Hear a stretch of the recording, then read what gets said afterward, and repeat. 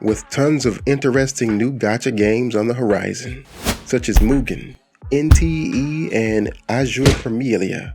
What lies ahead for the genre is uncertain.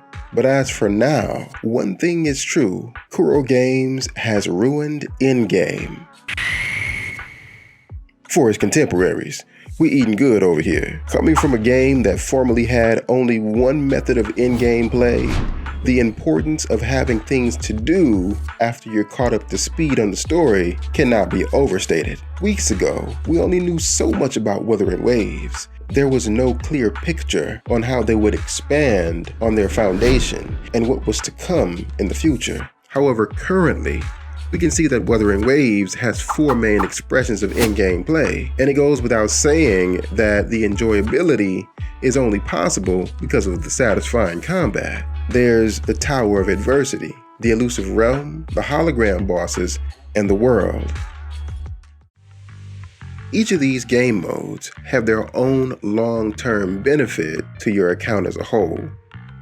The Tower of Adversity encourages players to build multiple characters, likely more than they would build otherwise, not just to obtain the tower's buffs or for personal preference, but because each section of the tower limits the usage of your characters. You can't just run through all the chambers with the same team. With a limited roster of characters and materials with which to build them, it requires some careful planning and forethought to be able to deal enough damage or survive the onslaught of the various mobs contained within.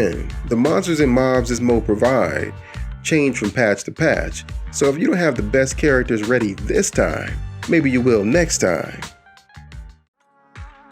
However, in the meantime, when you've reached your limit on the tower, there's more in-game to go around.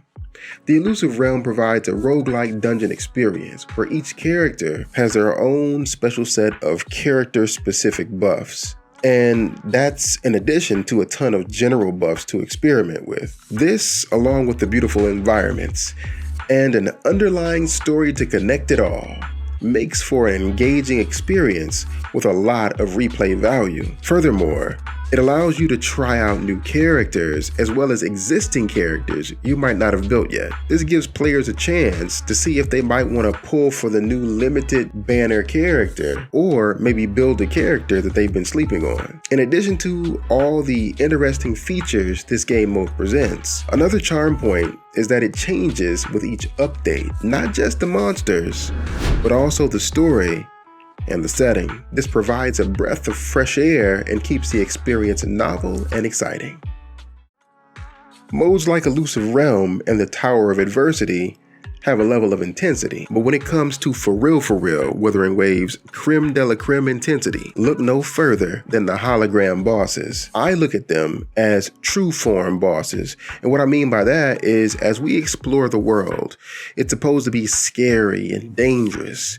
It's supposed to be filled to the brim with powerful and mysterious entities. So to me, the power that the holograms express represent their true essence. From a game design standpoint, it will be very tedious and extremely challenging to make players have to beat a hologram 6 level Memphis each time they needed materials. So the hologram is where you can experience the true intensity of these bosses that the overworld is supposed to represent. Additionally, as the map expands, we'll only get more holograms to challenge. All the above mentioned game modes award players with materials and premium currency to progress their accounts. But in Wuthering Waves, the world itself acts as in-game, and in more than one way. Firstly, as with any other open world game, there are chests and puzzles and things to collect. But more than that, every monster you encounter can be collected and used to power up your characters. And with every expansion of the map brings more monsters, which bring more utility to our characters. You don't simply fight bosses for ascension materials, but also to collect them and to make use of their abilities and buffs. Some extremely powerful red mist variants of monsters are scattered across the map, and these monsters provide an additional challenge and the reward of premium currency upon first defeat. And finally, rare collectible forms of monsters also roam the overworld, and these rare versions will also only be expanded as we're able to explore more and the world continues to expand. So, what do I think the future holds for Wuthering Waves Endgame? Well, I think the game already has a phenomenal endgame in place. However, there is one thing that is missing, and that's a fulfilling co-op experience. Allow me to elaborate. Outside of the overworld, the only mode where we can experience co-op play is the forgery and training domains. And if you thought Genshin Impact domains were quick, these are barely an experience at all. It's over in like 5 seconds. Speaking of Genshin Impact, some players enjoy fighting weekly bosses in co-op, although they're more than capable of fighting it alone and can undoubtedly do it even faster. Fighting in co-op allows for new and novel experiences each time. Will you get a cohesive team?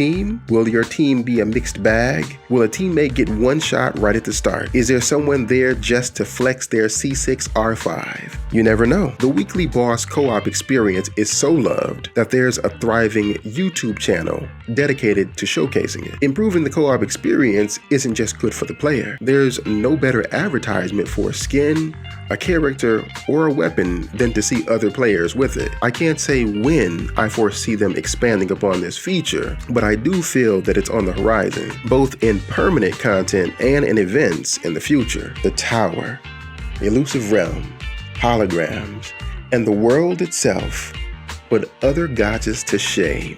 Wuthering Waves provides an epic and beautiful world, and they are building a compelling story, complete with its own lore, histories, and culture. And once players are done with it all, it still gives them more. And if you still want more, like and subscribe. That's all I have for you today, and until next time, I'll catch you in the waves. Peace.